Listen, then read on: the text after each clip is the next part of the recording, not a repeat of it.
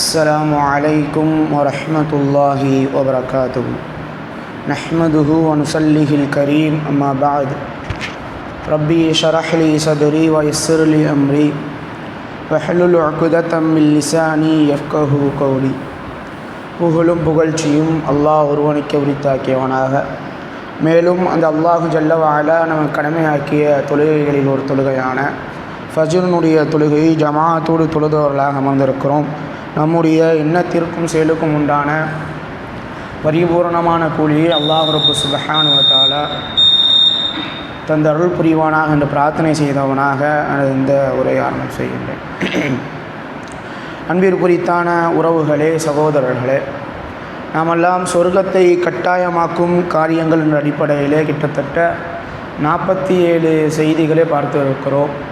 அதைத் தொடர்ந்து இன்றைக்கு நாம் பார்க்க இருக்கக்கூடிய 48வது செய்தி என்ன அப்படின்னா, என்ன பெருமானார் ஸல்லல்லாஹு அலைஹி வஸல்லம் அவர்கள் சொல்லுகிறார்கள், இந்த செயலை செய்யக்கூடியவர்கள், இந்த செயலை எவர் செய்கிறார்களோ அவனும் நானும் சொர்க்கத்திலே இவ்வாறு இருப்போம் என்பதாக தன்னுடைய விரல்களை காட்டி சொல்லுகிறார்கள். சொர்க்கத்திலே நானும் அவரும் இவ்வாறு இருப்போம் அப்படின்னு தன்னுடைய விரல்களை காட்டி சொல்கிறாங்க.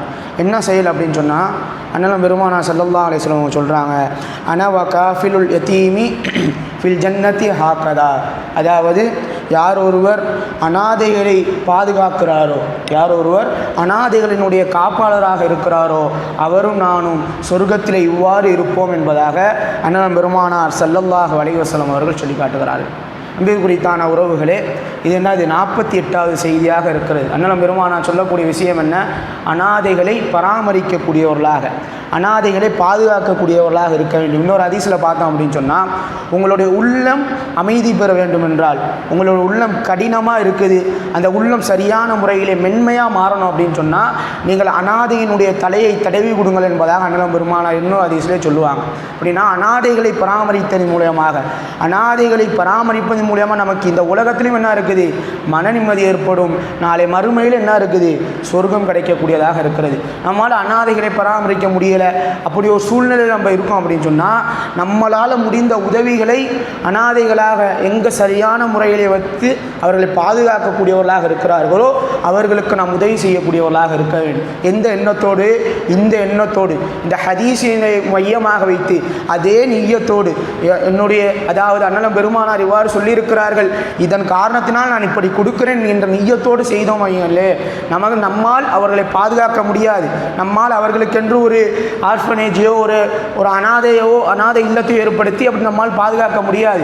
அதே அந்த நேரத்திலே, அந்த சூழ்நிலையிலே நம்முடைய நிய்யத்திலே வைத்து நம்முடைய பொருளாதாரத்தில் என்ன பண்ணணும், அவர்களுக்கு உதவி செய்யணும். நம்முடைய இந்த நிய்யத்தை எப்படி இருக்கணும், அண்ணன் பெருமானார் இப்படி சொல்லியிருக்கிறாங்க. என்ன சொன்னாங்க, சொர்க்கத்தில் 2 பேர் இவ்வாறு இருப்போம் அப்படின்னு சொல்லியிருக்கிறாங்க. அதனால் என்னால் தனியாக அனாதை இல்லம் வைத்து பாதுகாக்க முடியாது, அதற்குண்டான சூழ்நிலை எனக்கு கிடையாது.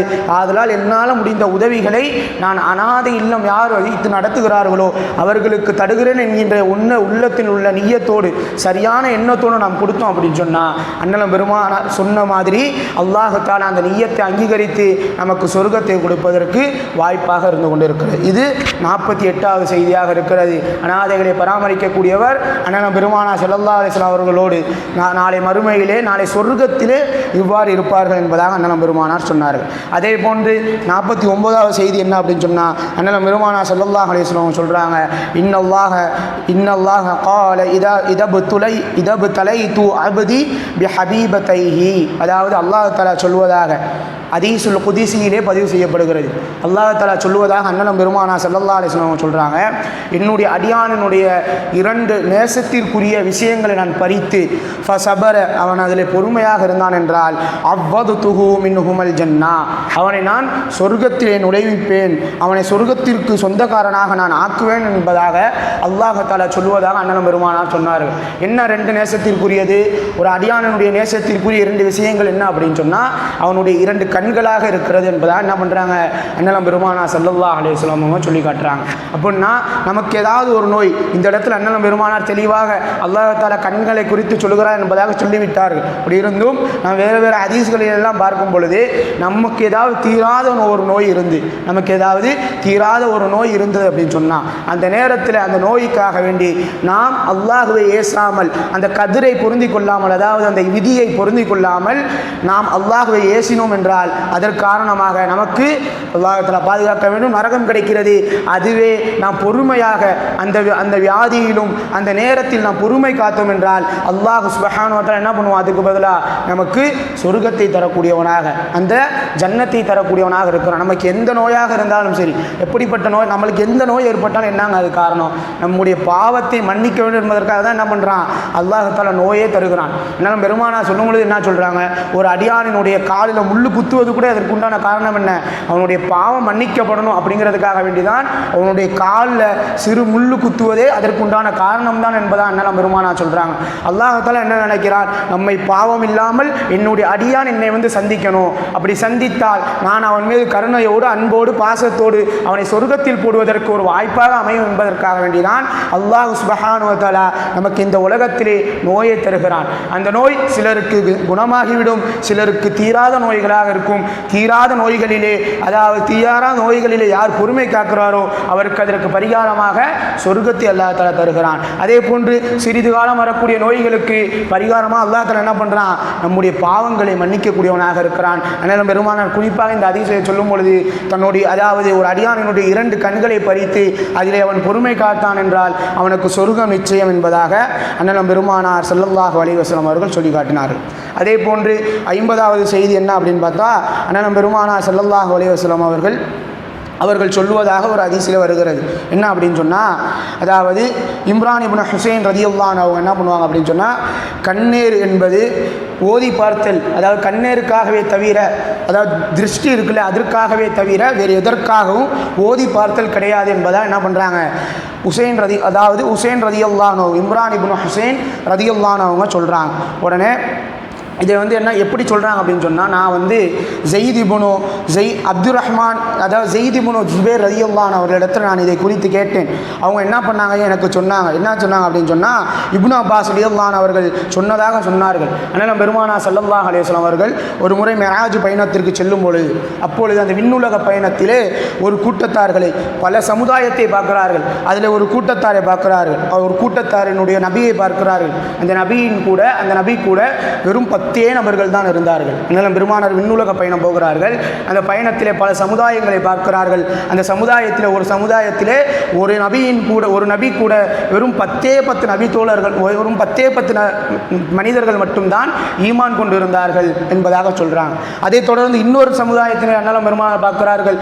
அந்த சமுதாயத்திலே யாரும் ஈமான் கொள்ளாமல் அந்த ஒரே ஒரு நபி மட்டும்தான் இருந்தார்கள், அந்த ஒரு சமுதாயமாக என்பதாக என்ன பண்ணுறாங்க, அண்ணலம் பெருமானார் ஸல்லல்லாஹு அலைஹி வஸல்லம் அவங்க சொல்கிறாங்க.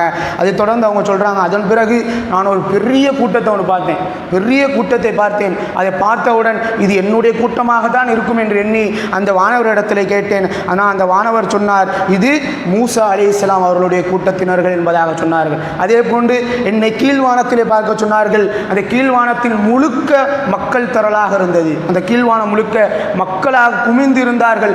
அத்துணை மக்கள் இருந்தார்கள். அதை பார்த்துவிட்டு என்னிடத்திலே சொல்லப்பட்டது, இதுதான் உன்னுடைய சமுதாயம் என்பதாக என்னிடத்திலே சொன்னார்கள். இவர்களிலே 70,000 நபர்கள் கேள்வி கணக்கின்றி விசாரணையின்றி சொர்க்கத்திற்கு செல்வார்கள் என்பதாக அண்ணலம் பெருமானா ஸல்லல்லாஹு அலைஹி வஸல்லம் அவர்கள் இவ்வளவு தூரம் சொல்லிட்டு வீட்டுக்குள்ளே சென்று விடுவார்கள். இப்படி சொன்ன உடனே சகாபாக்களுக்கு மத்தியில் பேசிக்கொள்வார்கள். என்ன பேசிக்கொள்வாங்க, இந்த சொர்க்கத்துக்கு யார் போவா, நம்முடைய பிள்ளைகள் தான் போவாங்கன்னு நினைக்கிறோம். ஏன்னா அவங்க தான் என்ன பண்ணுவாங்க, பிறக்கிறப்பயே இதில் இஸ்லாத்தில் பிறக்கக்கூடியவங்களாக இருக்கிறாங்க.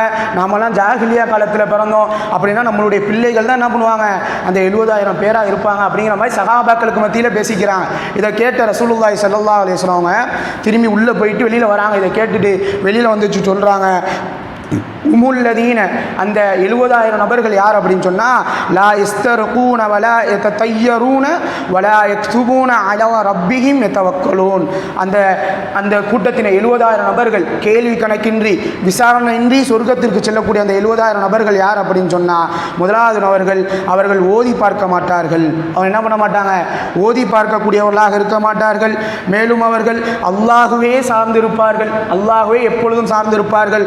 அவர்கள் பறவை சகுனங்களை அவர்கள் பார்க்க மாட்டார்கள் என்பதாக, மேலும் சூடிட்டு கொள்ள மாட்டார்கள், சூடு போட்டு என்ன பண்ண மாட்டாங்க, கொள்ள மாட்டார்கள். இந்த 4 விதமான பண்புகள் உள்ளவர்கள் அதாவது நாளை மறுமையிலே கேள்வி கணக்கில்லாமல் செல்லக்கூடிய 70,000 நபர்களிலே இவர்களும் ஒருவர்கள் என்பதாக அண்ணலம் பெருமானார் சொல்கிறாங்க. முதலாவது பண்பு என்னது அப்படின்னு சொன்னால், அவர்கள் ஓதி பார்க்க மாட்டாங்க. என்ன பண்ண மாட்டாங்க, ஓதி பார்க்க மாட்டாங்க. சகுனங்கள், பறவை சகுனம் பார்க்க மாட்டார்கள். அதன் பிறகு சூடு போட்டுக்க மாட்டாங்க. 4வதாக அல்லாஹ்வே என்ன பண்ணுவாங்க, எப்பொழுதும் சார்ந்து இருப்பார்கள். அல்லாஹ்வே எப்போதும் சார்ந்து இருக்கிறதுக்கு என்ன இருக்குது, அதற்கே ஏராளமான கூலிகள் இருக்கிறது. அந்த ஒரு பண்புக்கு மட்டுமே ஏராளமான கூலி இருக்குது. ஆனால் அண்ணன் பெருமானார் என்ன பண்ணுறாங்க, இந்த 4 விடயங்களை மட்டும் என்ன பண்ணுறாங்க, சேர்த்து சொல்கிறாங்க. அன்பிற்குரித்தான உறவுகளை, இந்த 4 பண்புகள் யாரிடத்தில் ஒரு சேர அமைந்து விட்டதோ அவர் சொர்க்கத்திற்கு கேள்வி கணக்கின்றி சொல்லக்கூடியவராக இருக்கிறார். இதை கேட்டவுடன் ஒரு சகாபி எந்திரிக்கிறார், உக்காஷா என்று சொல்லப்படக்கூடிய சகாபி. அண்ணன் பெருமானார் அவர்களே, அதிலே நானும் ஒரு நபராக இருப்பதற்கு நீங்கள் அல்லாஹ்விடத்திலே பிரார்த்தனை செய்யுங்கள் என்பதாக சொல்லுகிறார்கள். உடனே அண்ணன் பெருமானார் பிரார்த்தனை செய்கிறார்கள். அந்த 70,000 நபரிலே அவரும் அந்த சொர்க்கத்திற்குரியவராக என்ன பண்ணிடுறார், ஆகிவிடுகிறார். அண்ணன் பெருமானார் நேரடியாக சொர்க்கத்திற்கு சுப செய்தி சொல்லப்பட்ட மனிதராக அவர் ஆகிவிடுகிறார். இவர் கேட்டவுடன் அண்ணன் பெருமானார் துவா செய்து விடுகிறார்கள். இதை பார்த்தவுடன் இன்னொரு நபித்தோழர் வந்திருக்கிறார். அண்ணன் பெருமானாரே, நானும் அந்த 70,000 நபர்களில் ஒருவராக இருக்க பிரார்த்தனை செய்யுங்கள் என்பதாக சொல்லுகிறார். உடனே அண்ணன் பெருமானார் சொல்லுகிறார்கள், சபக கபிகா உக்காஷா, உன்னை விட என்ன பண்ணிட்டாரு, உக்காஷா முந்திவிட்டார் என்பதாக என்ன பண்ணுறாங்க, அண்ணன் பெருமானார் ஸல்லல்லாஹு அலைஹி வஸல்லம் அவங்க சொல்லி காட்டுறாங்க. அப்படின்னா 70,000 நபர்கள் கேள்வி கணக்கின்றி விசாரணையின்றி சொர்க்கத்திற்கு செல்வார்கள். அதிலே 4 பண்புடையவர்கள். அந்த 4 பண்பிலே யார் சரியான முறையில் இருக்கிறார்கள் அவர் சொர்க்கத்திற்கு செல்லக்கூடியவர்களாக இருக்கிறார்கள். அந்த 70,000 நபரிலே ஒருவர் என்ன ஆயிட்டார், கன்ஃபார்ம் ஆகிட்டார். யார் அவர், உக்காஷா ரலியல்லாஹு அன்ஹு. என்ன பண்ணிடுறாங்க, அந்த 70,000 நபர்களிலே அவரும் ஒருவராக ஆகிவிடுகிறார்.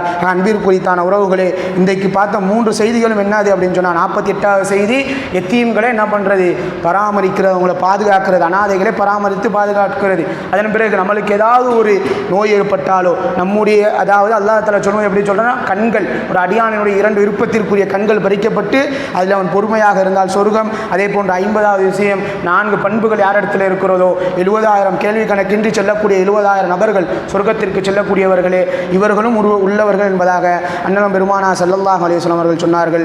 அன்பிற்குரித்தான உறவுகளே, எதை கேட்டோமோ அதை நம்முடைய வாழ்க்கையில் பின்பற்றி வாழக்கூடிய பாக்கியத்தை அல்லாஹ் ரப்பு சுப்ஹானஹு வ தஆலா தந்தருள் புரிவானாக என்று பிரார்த்தனை செய்தவனாக இந்த உரைக்கு திரையிடுகின்றேன். ஹாதா மஇந்தி வ இல்மு இன்தல்லாஹ். அகூலி கௌலி ஹாதா அஸ்தக்ஃபிருல்லாஹ் லி வ லக்கும். அஸ்ஸலாமு அலைக்கும் வ ரஹ்மத்துல்லாஹி வ பரகாத்துஹு.